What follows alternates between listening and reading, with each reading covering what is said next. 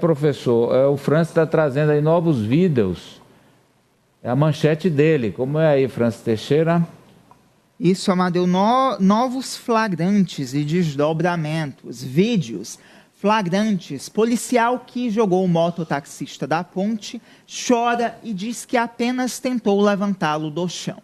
Câmera no corpo de PM mostra início da agressão à idosa. A gente vai começar, então, falando sobre o depoimento do agente que jogou o mototaxista, o soldado Luan Felipe Alves Pereira, ele que passou por uma audiência de custódia ontem no Tribunal da Justiça Militar, em que se decidiu que a prisão dele será mantida. Aí a gente está mostrando a imagem dele, ele está chorando muito, chorando forte, de verdade. Copiosamente, Amadeu. Copiosamente ele está chorando aí. Então, o que ele... E tem um trecho do depoimento dele aí, a Justiça, Ari. Justiça Militar, né? Isso, Tribunal de Justiça Militar, TJM.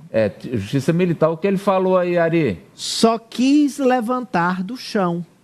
Eu tentei subir o rapaz, mas isso seria realizado no solo. Só que não deu certo. Mostra aí a imagem para ver se bate a fala dele com o que efetivamente aconteceu.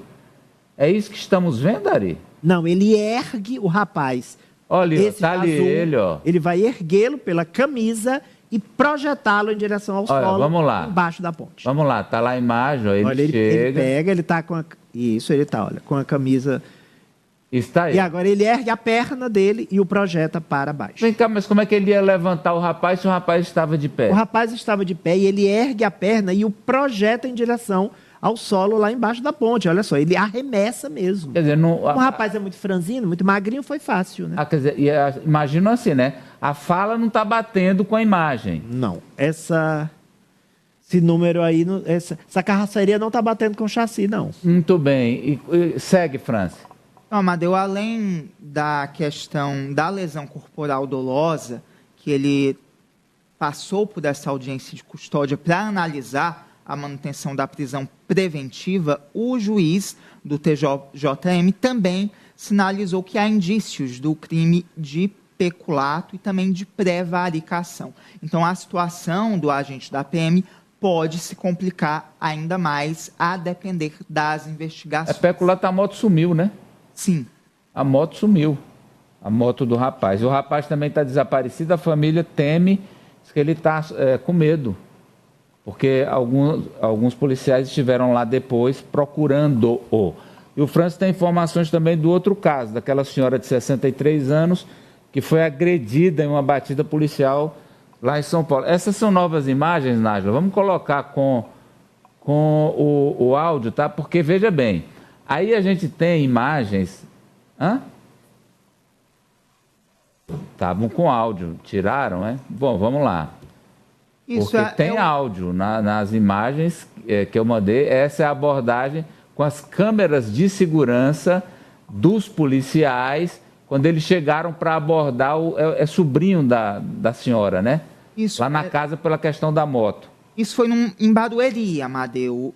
A moto estava com os documentos vencidos e aí os policiais sinalizam que ele reagiu ali de um modo agressivo a essa abordagem e depois retornaram à casa desse jovem e nessa situação que aconteceu a gravação. Então, esses registros são registros da câmera corporal que estava com um dos agentes envolvidos, eles que já estão afastados das suas funções por conta desse episódio de violência contra uma idosa de 63 anos de idade. Bom, esse é o momento, ó, o rapaz está dando as explicações dele, está dizendo, nesse momento aí também o rapaz diz, vocês não são de nada. Quando o rapaz diz aí, vocês não são de nada com a polícia, aí é que o clima fica insustentável quando ele entra, ó, mais na frente um pouquinho, tem a parte, pode seguir aí, Alberto, a parte que ele entra, mais na frente, essa senhora tenta acalmar, aí bota ele para dentro da casa, vamos mais para frente lá, ó. Pode seguir. Pode seguir. Olha aí, ó. Aí chegam mais policiais E aí, ó, ele entra e bate o portão. Pronto. Aí, nessa hora aí, o tumulto generaliza. E interessante, nessa hora, corta a câmera. Porque nas câmeras do Tarcísio, São Paulo, foi criado um mecanismo onde o policial, ele pode... desliga. Ele liga ou desliga de acordo com o momento que ele está vivendo na ação. Mas o que não está gravado é a imagem que a gente vê agora das pessoas que estavam presentes no momento das agressões, e são essas imagens aí, ó. Tem áudio nessas?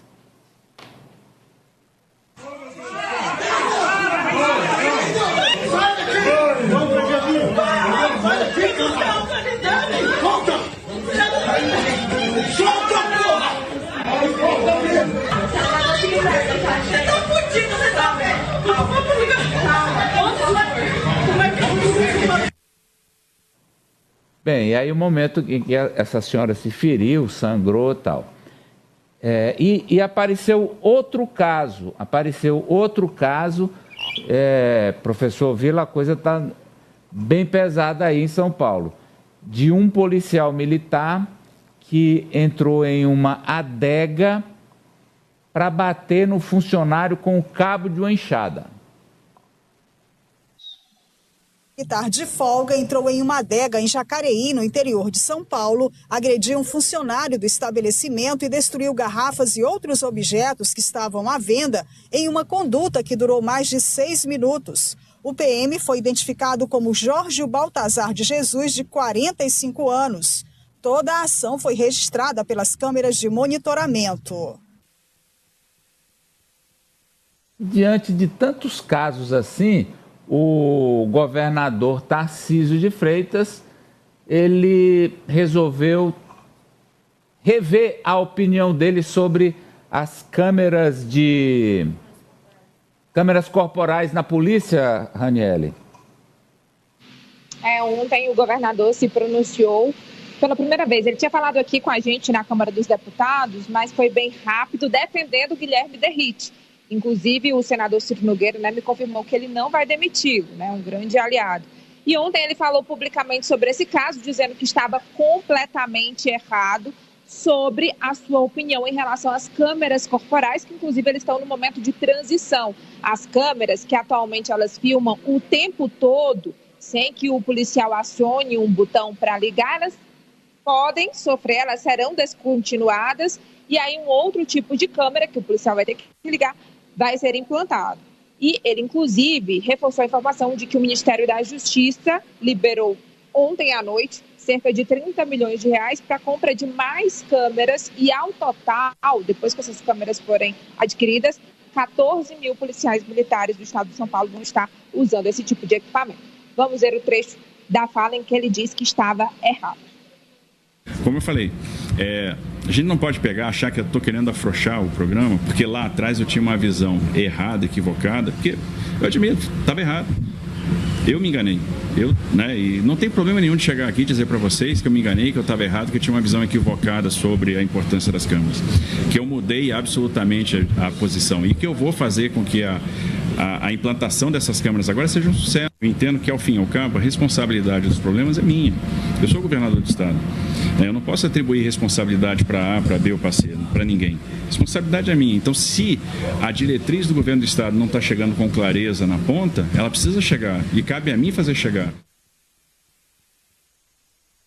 Bom, tá aí. Mas especialistas, inclusive, dizem que se o próprio governador, o próprio secretário de segurança, eles apoiam a corporação, claro, não é generalizada esse problema. E os policiais também resolvem os problemas de São Paulo. Mas se eles apoiam ações truculentas, violentas, não adianta muito essa política da câmera corporal. E o presidente do STF, Luiz Roberto Barroso, pediu explicações ao governo de São Paulo. Até agora ele diz que as informações são insuficientes sobre o tipo da câmera que eles vão usar e por qual motivo eles estão contratando esse novo tipo. Lembrando, professor Vila, que me corrija, professor, se eu estiver errado, São Paulo, que é considerada uma das polícias mais profissionais do Brasil. Era. Não sei se ainda continuará sendo assim. Mas até 2022 tinha conseguido reduzir muito a letalidade policial e a letalidade contra a própria polícia, porque a câmera corporal, ela ajuda a população, mas ajuda também o policial. Então, esses números haviam baixado. Porém, não, sim, eles haviam baixado mais de 57%. Porém, o número de 2023 até agora, aumentou 50% essa letalidade, esse índice, professor. A questão é muito complexa, nós já falamos, e vocês também, todos nós aqui destacamos, essa questão no Brasil. Mas para ficar restrita a São Paulo, a situação, primeiro, é louvável e tem de ser destacada a posição do governador agora, né? Quando ele disse, olha, eu errei. Então, não ter compromisso com o erro é o papel fundamental de qualquer político. Então, isso é importante. Ele reconheceu que estava errado, reconheceu publicamente e vai mudar a sua posição em relação à questão das câmeras. Então, nesse sentido, está de parabéns. Segundo, a questão do secretário de Segurança, vai aparecer certamente outras imagens tão tenebrosas como as que nós já vimos e outros fatos que não podem ocorrer sem que haja uma resposta da sociedade, principalmente do poder público. Então, politicamente, o momento certo era justamente a demissão, a substituição do secretário de Segurança e a designação de um coronel, não um tenente, de um coronel da PM que tem excelentes quadros entre os seus oficiais, entre os coronéis. Eu já disse que eu conheço alguns deles e que esse é um momento, portanto, agora, tem de ser agora, não é adiar. Terceiro, tem a questão do extremismo político que se reflete na escolha de Derrite e na ação, pode fazer o que quiser, né, por parte da PM.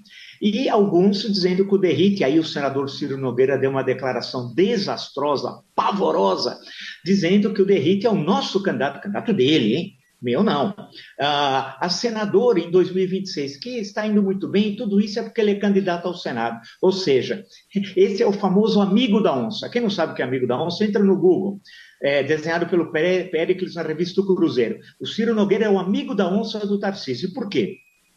Ao falar isso, ele está dizendo que o Tarcísio mantém o Derrite porque é candidato ao Senado e apoia todas as decisões do Derrite que estão ocorrendo. Pô, que cara bacana, hein? Gente fina, hein? Então, a grande questão é trocar o secretário de Segurança, é deixar bem claro que o governador não apoia esse tipo de ação e, numa discussão de médio prazo, essa não se faz a curto prazo, nós temos que discutir as polícias no Brasil. Fusão, polícia militar e polícia civil, como em todos os países democráticos, né? Essa tem de ser uma posição, chega, isso daí ocorre em todo lugar, e uma ação dura por parte da justiça em relação a esses crimes e a sociedade civil. E vide, você destacou bem, por fim, São Paulo ainda é considerada uma das melhores, se não for a melhor PM do Brasil. O que acontece na Bahia há 18 anos é assustador, nos últimos 18 anos, sob o governo do PT. Algo também injustificável. E o que acontece em Pernambuco no PSB. Então, isso é importante ressaltar que nós não estamos aqui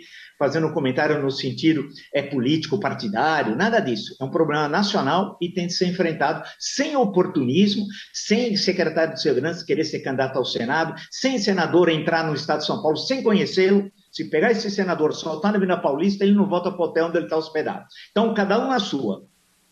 O que eu percebo, França, é que o governador Tarcísio, no caso Derrite, ele está com as mãos atadas. Porque é uma indicação do ex-presidente Bolsonaro. Ele não tem como demitir o Derrite. Não tem como, Amadeu. E uma parcela do eleitorado, um eleitorado caro para o Tarcísio Gomes de Freitas, a gente tem que ser sincero, aqui uma parcela do eleitorado concorda com essa ação mais truculenta, sim, da Polícia Militar. Então, o Derrite é esse elo que o Tarcísio Gomes de Freitas tem com o ex-presidente da República, Jair Bolsonaro, em relação à liberação desses recursos para câmeras corporais, foi divulgado agora há pouco. Então, além de São Paulo, estados como Pernambuco e o próprio Piauí também tiveram a liberação desses recursos. São mais de 100 milhões de reais, Amadeu, que serão liberados para a compra, a aquisição de câmeras corporais, mas em relação ao Derrite, ele não vai ser demitido, não. O França é o homem dos números e das estatísticas.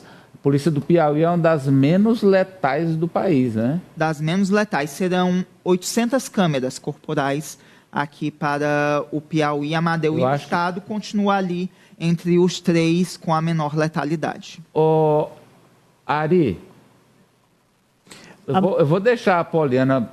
Eu já vou acionar a Poliana, vou deixar você para depois. Sim. Seguinte, Apoliana, a gente estava falando sobre aquela história de que a população apoia a ação da polícia. É bandido, é pau no bandido. Bandido bom, bandido morto, direito é pro humano direito. Esse discurso é vencedor de eleições. Lá no Rio, toda eleição no Rio de Janeiro tem um candidato a governador dizendo: vou atirar na cabecinha. E a violência lá só piora, Mas o que eu percebo é que a população, se a ação que é truculenta e marginal de policiais, quando ela atinge alguém que é realmente bandido, o povo aplaude. Mas quando atinge essa senhora que não tinha responsabilidade de nada e foi covardemente agredida, aí o povo pensa assim: ixi, Maria, podia acontecer comigo. Porque esse discurso do bandido bom, bandido morto surgiu justamente por conta de uma falha da segurança pública, que não conseguia resolver o problema da insegurança no país. Daí o cidadão se viu no papel, já que o Estado estava falhando, de que em algum momento ele teria, por exemplo, que fazer justiça com as próprias mãos, que ele teria que comemorar, comemorar quando um bandido fosse morto, porque era -1, né, o chamado CPF cancelado. Então, vem também da falha da segurança pública. E aí, quando os agentes de segurança agem de forma truculenta, por mais que, como você disse, com bandidos isso seja comemorado, que renda voto, mas o povo questiona até onde vai, até onde é o limite da ação policial. E as câmeras corporais, acho que são necessárias para tentar diminuir esse tipo de problema. Porque quem não faz nada errado não tem medo de ser monitorado. Então, o policial sabe qual é o seu papel, sabe qual é o seu limite, sabe qual é a sua tarefa. Do mesmo jeito, a população vai poder entender melhor como os homens da nossa força pública, que são pagos com o dinheiro público, estão agindo no combate à criminalidade. E não no combate aos cidadãos, né, de bem, que tanto se generalizam. É o quem não deve, não teme. Eu deixei para você arrematar, meu farol. Amadeu, eu estava vendo os dados do DataSUS, porque os sistemas estaduais de segurança pública, eles não, infelizmente, não são integrados, interligados como deveriam. Então, a gente não tem dados concretos, sérios, em relação aos sistemas. Mas o DataSUS tem um sistema de monitoramento de homicídios e eu estava olhando os dados em relação à violência policial, mortes provocadas por violência policial. O DataSUS, ele vai mais fundo. Ele diz o perfil das vítimas. Amadeu, as câmeras corporais são essenciais. Elas protegem os bons policiais e denunciam os maus. E elas são, sobretudo, importantes porque as violências cometidas estão, sobretudo, em áreas periféricas, tendo como alvos homens pretos, pobres. Parece aquela música do Caetano sobre o massacre do Carandiru, né? Homens pretos, pobres e jovens. Quer dizer, você tem também uma perversão social na violência policial. Dentro da violência policial, ela é maior nos estratos periféricos e mais vulneráveis. Não estou dizendo que uma pessoa rica, de classe média alta, não possa ser vítima de violência policial. Pode sim, mas eu estou falando de dados... Mas não é o comum. O DataSUS diz, a maioria que morreu vítima de violência policial era pobre, jovem, preto. Infelizmente. Raniele Veloso, ao vivo de Brasília. Obrigado, Raniele.